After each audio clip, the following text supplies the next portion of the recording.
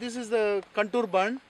When you are making bunding, when the soil is fresh, they dig and they put over here. It is on contour. So immediately the most of the bunding, what happens, once the rain comes and it enters two sides, the slopes are very steep, so that all the soil will get eroded and wash away. So that you have to make, don't keep like this, just you flatten this you increase the top width of the bund. The top width of the bund, just you make a flatten. If the water comes, it doesn't fall and goes off. It will fall into the impound into the soil, and it will percolate faster. And if you plant them, and immediately you have to plant with some grasses, which is a vegetative measures are always better instead of going for some putting stones and other things. But subsequently we can have a plantation. But this is one of the very good. Immediately you can introduce some. This is a Stylosynthesis hamata, which is very good, fast growing, and it's a grass, but it's a very good nutritious for the fodder, and they can cut and carry and give it to the cattle. No more grazing, and just you have to broadcast like this. So the advantage of this stylo is a perennial and the leguminous, and it's almost all is a good biomass and ground cover, and your lot of fodder is available for the animals, and it grows very faster. It will keep the soil check the soil erosion, and the root system will be intact with the soil. That will just after applying the seed here, just mix with some soil, so they will germinate faster, and the maximum for germination it will take 2 or 3 days, which means even there is a heavy rain also, the bund will not wash away, and it will keep intact, and the bund will get consolidated through grasses. The root functioning is very, very important in the fields, because the advantage with this is a leguminous. Since it's leguminous, next to that you can plant some papaya and some mango or whatever the plants you want, and that will be perennial, and it will cover all area with no barren soil can be seen. I think that is the advantage of this. It's a very good seed.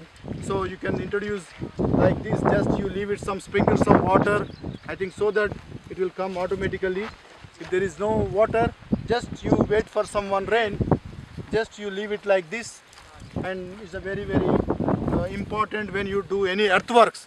In earthworks, the soil, the bunds consolidation through cuttings and some plants, some grasses, some vegetative things, not just bare keeping and leaving alone just is on the barren. I think that is a more erosion prone, and you don't make erosion prone areas. You have to check the erosion, you arrest the erosion.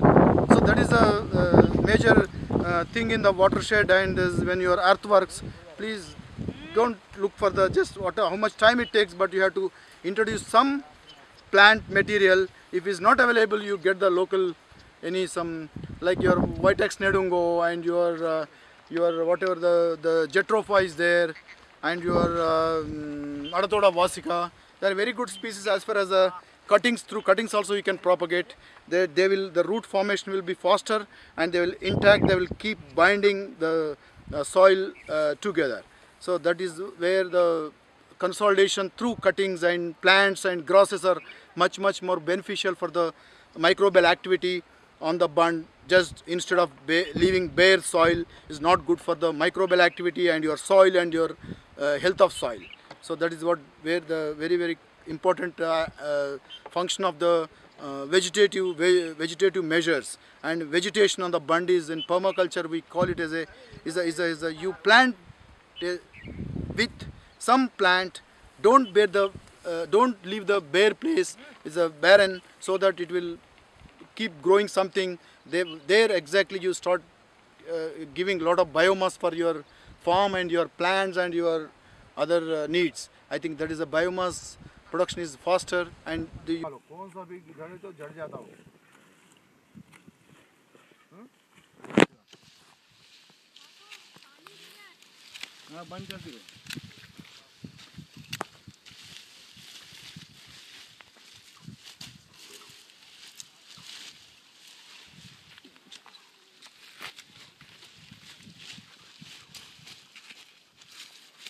तो आप ऐसा बड़े से झाड़ का झाड़ को इसका काम खाली यही काम के लिए है और कुछ काम के लिए नहीं है। ऐसा ये इसमें यूरिया रहता, खतरनाक डाल देना। हाँ खतरनाक डाल देना इसमें। हाँ।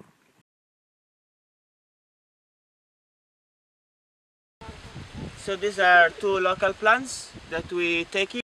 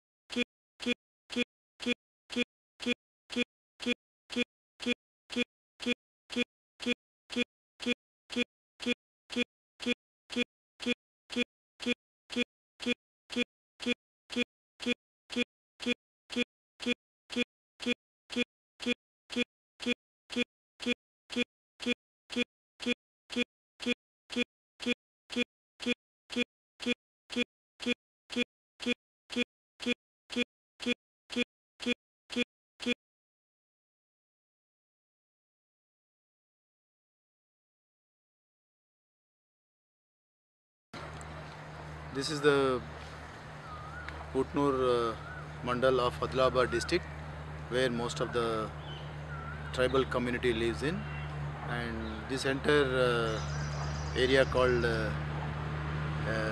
Agents area. Agents is most of the tribals, different communities like Kolams and Gonds and Nayakabul and Lambadas, they live in this area, most of the tribals. And interestingly, this total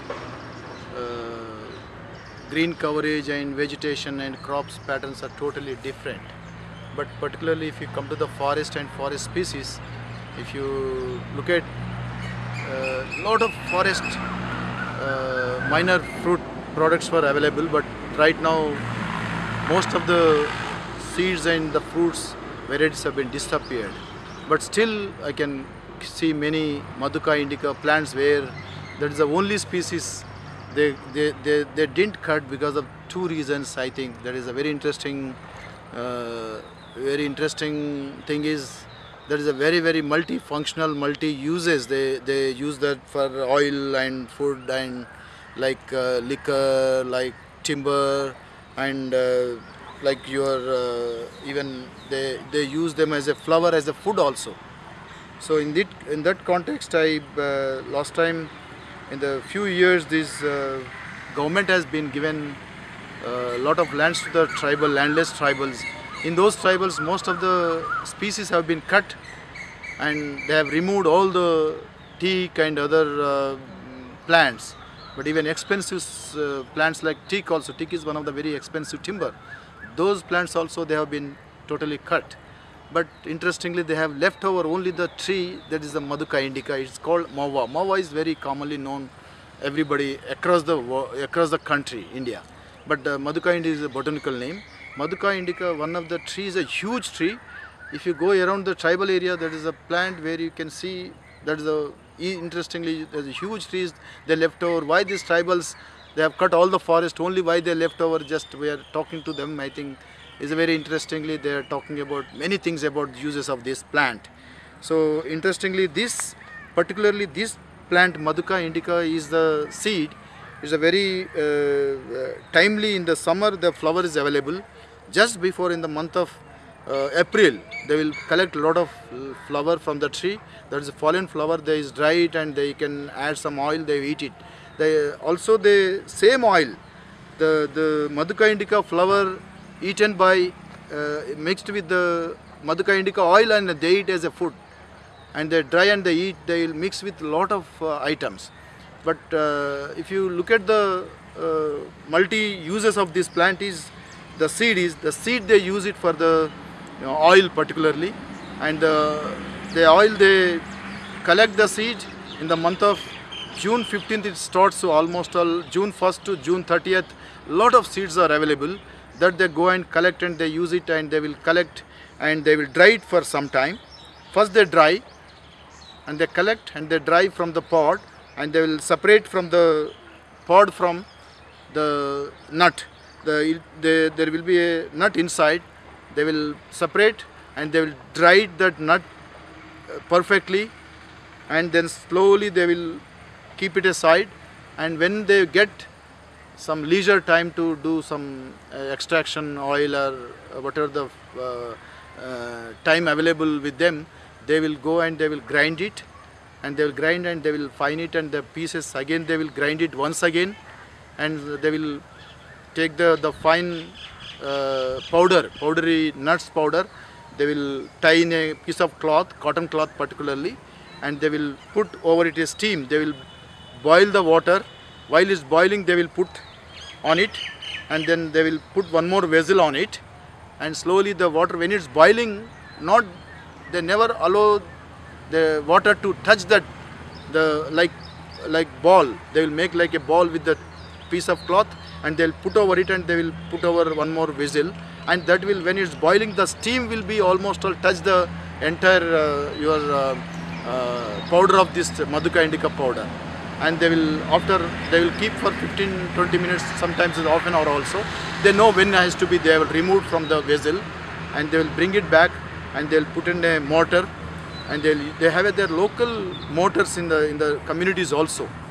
So the help of few more people, they will go round and round, and they will pound it.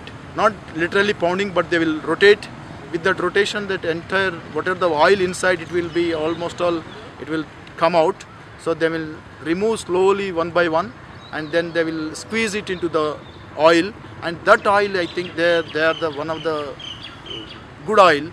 And also, if they feel some bitterness in the oil, what they do is they will boil the oil again. They will settle down for a few minutes and overnight, and they will strain out the first layer of the oil, and the rest of the oil they use it for the lamps and other purposes, also for the bullocks and goats. They give it for the different purposes, and a lot of medicinal uses. Interestingly, not only the seed, also they do the kernel. Whatever the kernel it comes out, they use as a manure, food and oil. And it's one of the very good manure they use as an inoculant of that cake also. After extraction of oil, they will take out the cake and they use as a manure. Lot of high nitrogen and lot of phosphorus available, and it's very good manure. So which means the Maduka indica, not only the food, also oil, also manure and your food.